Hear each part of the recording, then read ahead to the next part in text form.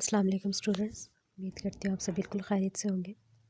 Students, आज हम eco 612 के लेसन नंबर 34, 35 और 36 को एक ही लेक्चर में कवर करेंगे। चैनल पे न्यू है तो चैनल को सब्सक्राइब करें, वीडियो को लाइक और शेयर करें। तो आज हमने जो है वो 3 लेक्चर्स को एक ही लेक्चर्स में कवर करना है, तो इसलिए वीडियो को एंड तक देखिएगा विदाउट स्किप किए। सो चलते हैं अपने टॉपिक की तरफ, जो कि है 153 टू 156। जी स्टूडेंट्स, अब जो है वो हमारे पास जो लेसन नंबर 34 है, population and macro economic management, इसमें हमारे पास जो टॉपिक है 153 टू 156 हमने पढ़ना है rising population demand and inflation. इसमें जो है वो बताया गया है कि जो पॉपुलेशन और की डिमांड और जो है वो इन्फ्लेशन जो है वो राइज हो रही है। तो we know that along with increase in population demand for goods and services rises to what is the best way to control inflation. As we know there are two types of inflation. One is demand pull inflation and other is cost push inflation. इसमें जो है वो students हमें बताया गया है बढ़ती हुई आबादी की जो है वो हम डिमांड और महंगाई को पढ़ रहे हैं। हमें पता है कि आबादी में जो है वो इंक्रीजिंग के साथ साथ जो हमारी डिमांड और सर्विसेज है उनकी मांग भी जो है वो बढ़ जाती है। तो लिहाजा में जो है वो महंगाई को कंट्रोल करने का बेहतरीन जो है वो मेथड कौन सा है। तो हमें मालूम है कि जो हमारी इन्फ्लेशन है उसकी 2 किस्म होती हैं। ठीक हो, 1 मिनट। जी, हमारी जो इन्फ्लेशन है वो 2 टाइप्स की हैं। एक तो वन इज़ जो है वो डिमांड पुल इन्फ्लेशन है और दूसरी जो है वो कॉस्ट पुश इन्फ्लेशन है। अब इसमें से हमारे पास जो डिमांड पुल इन्फ्लेशन है वो क्या बताती है कि prices rise due to increase in demand of goods and services. To control this we should increase supply of goods and services and encourage new investment and competition in the market. It will improve supply and excess demand will removed. It will also increase employment and income of people. मतलब वो कहते हैं कि demand पुल inflation में हमारे पास जो goods and services होती है उनकी डिमांड में जो इंक्रीजिंग आती है वो किस वजह से आती है। वो जो उनकी इजाफे की जो वजह है वो कीमतें उनकी वजह से जो है वो हमारी प्राइसेस बढ़ जाती हैं और उस पर जो है वो काबू पाने के लिए हमें गुड्स एंड सर्विसेज में जो है वो उनकी जो गुड्स एंड सर्विसेज और इनकर्ज न्यू उनमें जो है वो इन्वेस्टमेंट और उनका जो मार्केट में कंपटीशन है वो भी हमारा जो है वो बढ़ जाता है और जिसकी वजह से जो है वो उससे हमारे हौसला अफजाई करनी चाहिए हमें उनकी और इससे सप्लाई में जो है वो बेहतरी आएगी और इजाफी जो हमारी तलब है वो भी ख़त्म हो जाएगी। इससे रोज़गार और लोगों की आमदनी में भी इजाफा होगा। ठीक है, क्योंकि इस पर जो काबू पाने के लिए हमें जो है वो अशिया खदमात की जो रसद में इजाफा करना चाहिए और मार्केट में नई सरमायाकारी और जो इंकरेजमेंट है उनकी हौसला अफजाई करनी चाहिए। इसके बाद जो है वो हमारे पास आ जाता है to reduce cost push inflation. ठीक हो गया। पुश इन्फ्लेशन को जो है वो रिड्यूस करना, we need to control prices of inputs. For example, to reduce the price of food items like wheat sugar, we should give subsidies on seeds, diesel, electricity, fertilizers, etc. It will reduce the cost of production and the price of output will reduce eventually. For detailed discussion, kindly watch video lectures. इसमें जो है वो हमें ये बताया गया है कि महंगाई को कम करने के लिए हमें जो गुड्स की कीमतों को जो है वो कंट्रोल करने की ज़रूरत है। जैसे कि गंदम हो गई, चीनी की कीमतों को कम करने के लिए हमें जो है वो बीज, डीज़ल, बिजली, खाद वगैरह और पर जो है वो सब्सिडी देनी चाहिए हुकूमत को और इससे पैदावारी जो हमारी कॉस्ट और जो प्राइस में है जो कमी आएगी और आखिरकार पैदावार जो है वो हमारी क्या हो जाएगी, कम हो जाएगी। ठीक हो गया। इसके बाद जो है वो स्टूडेंट्स हमारे पास आ जाता है Similarly, increase in price of fuel and electricity, gas can affect the price of almost everything as energy is the basic input and transportation is always required for almost all the commodities. Decrease in the price of petrol and electricity will affect economic activities, employment positively and overall price level negatively. मतलब वो कहते हैं कि जो हमारी ईंधन हो गया जैसे कि बिजली और गैस की कीमतों में भी जो इजाफ़ा है वो तकरीबन हर चीज़ की कीमत को जो है वो इफ़ेक्ट कर सकता है क्योंकि तवानाई जो है, एनर्जी जो है वो बुनियादी इनपुट है और तकरीबन तमाम जो है वो गुड्स के लिए जो नक़्लो हमल की जो हमेशा ज़रूरत होती है पेट्रोल और बिजली की कीमतों में जो कमी से मुआशी सरगर्मियाँ होंगी, रोज़गार पर मस्बत और मजमूई कीमतों की सतह पर जो है वो मनफी तौर पर मजमूई तौर पर जो है वो कीमतों की सतह मनफी तौर पर मुतासिर हो जाएगी। जो है वो स्टूडेंट्स हमें remember that increase in production is the ultimate solution of inflation, unemployment, poverty, growth in economic activities, government revenue generation, and decrease in production and demand is the root cause of all above issues.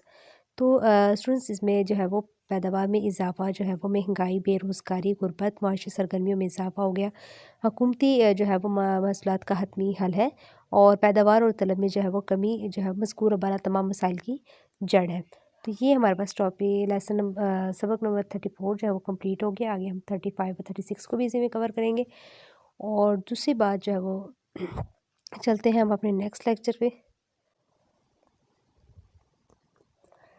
Ji students, अब जो है वो हम पढ़ रहे हैं money supply and needs of population. इसमें क्या कहा गया है, इसमें इतनी इंपॉर्टेंट चीज़ें नहीं हैं, जस्ट हम जो है वो एक दफ़ा रीड कर लेंगे इसको। Generally it is believe that increase in money supply can create inflation, however money can be printed to develop infrastructure like educational and health facilities and to promote business activities. It may increase inflation in short run, but in long run, the increased inflation will be compensated by increase in the production of goods and services.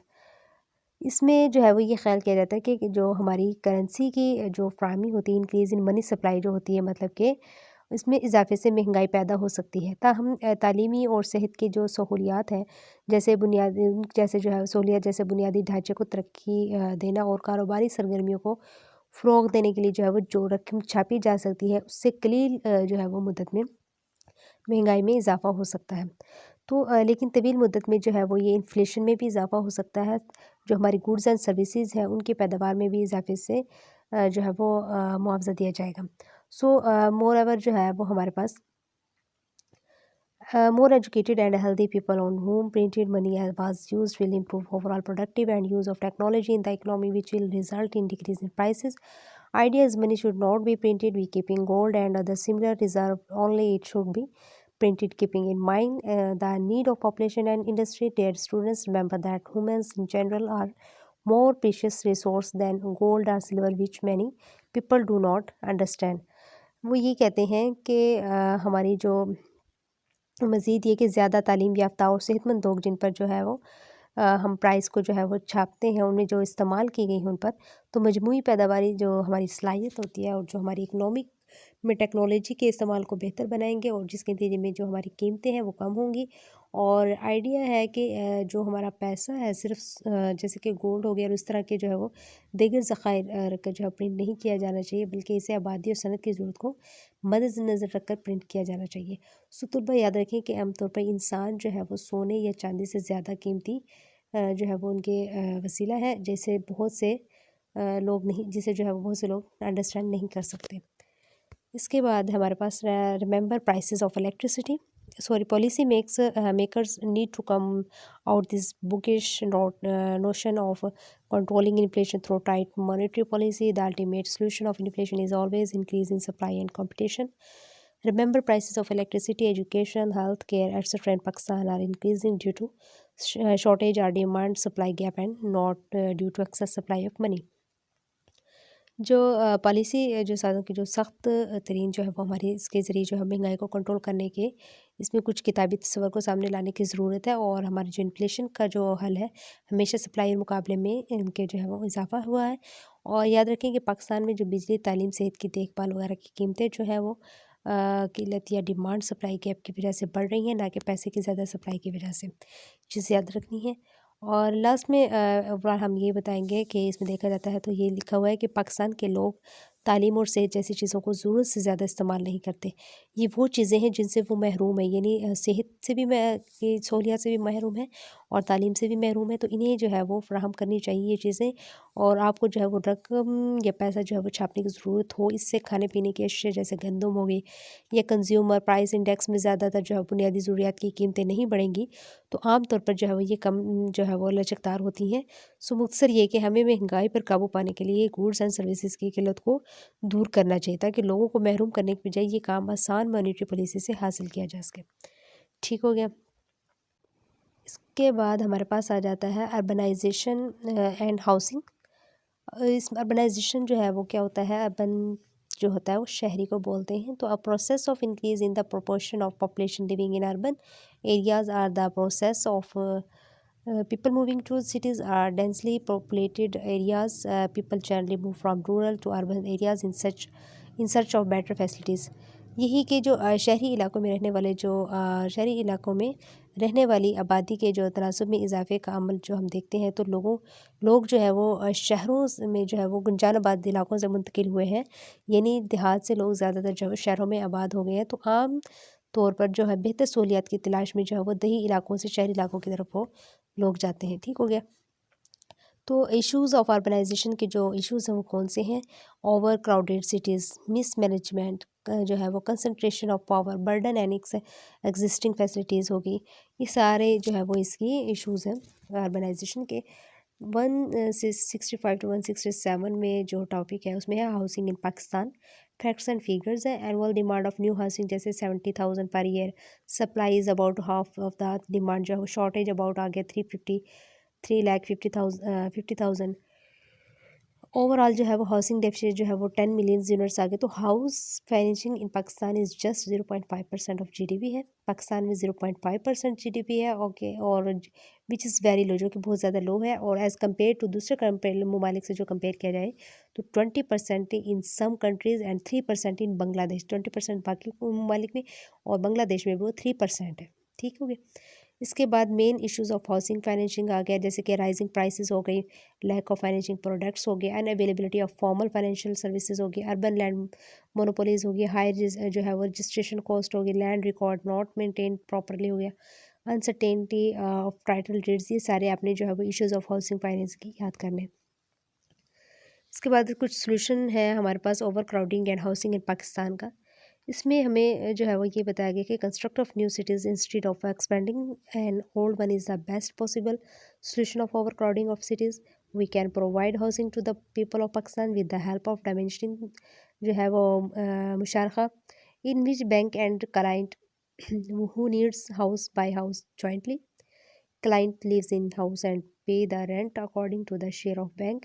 Periodically, client also busy the portion of house on installments and eventually becomes the sole owner of the house. मतलब ये कहते हैं कि जो हम पाकिस्तान के आवाम को जो है वो मुशारका की मदद से, जो मुशारका है उसकी मदद से जो है वो मकान फ़राहम कर सकते हैं, जिसमें बैंक और क्लाइंट जिनको मकान की ज़रूरत है वो जो है मुश्तरका तौर पर घर ख़रीदते हैं और क्लाइंट घर में रहते हैं, और जो बैंक के हिस्सा के मुताबिक जो है वो किराया अदा करते हैं। तो वक्तन फ़वक्तन क्लाइंट भी जो है वो अपने हिस्से में मसरूफ़ रहते हैं और किस्तों पर घर, और आखिरकार घर के जो है वो वाहिद मालिक बन जाते हैं। ठीक हो गया। तो ये स्टूडेंट्स जो था हमारे पास लेसन नंबर 34, 35, 36। तो आई होप सो आपको वीडियो पसंद आई होगी। तो प्लीज़ वीडियो को लाइक कीजिए, शेयर कीजिएगा, चैनल को सब्सक्राइब कीजिएगा। Thank you so much and अल्लाह हाफिज़।